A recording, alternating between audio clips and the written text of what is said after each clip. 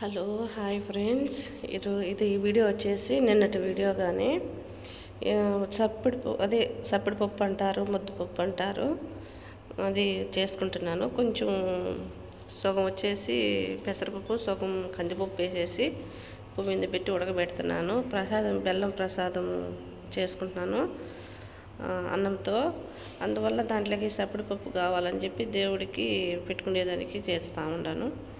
కడిగి పొయ్యి మీద పెట్టేసిన ఉడికిపోవచ్చేటప్పుడు కొద్దిగా ఒక తెల్లగడ్డ మొత్తం ఒలిచేసి తొక్క తీసేసి వేసేసినాను. ఉడుకుతా ఉన్న పప్పులో ఒక స్పూను పసుపు వేసి ఉడకబెడుతున్నాను. బాగా ఉడికిపోయింది. ఉడికిపోయినాక ఇలా రుద్దేసుకోవడమే.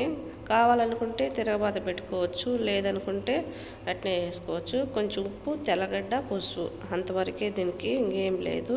అయిపోయింది పప్పు. ఇప్పుడు నెయ్యి అనేది మా వాళ్ళు అన్నంలో వేసుకొని తినడానికి బరువు అనేది వేసుకోరు వాళ్ళు. అందుకని నేను పప్పులోనే వేసేసాను నెయ్యి. ఆ వేడికి కరిగిపోతుందిలే అని చెప్పేసి వేసేసి కలబెట్టేస్తున్నాను. నా ఛానల్ ఎవరైనా ఫస్ట్ టైం చూస్తున్న వాళ్ళు లైక్ చేయండి అండ్ షేర్ చేయండి, సబ్స్క్రైబ్ చేయండి.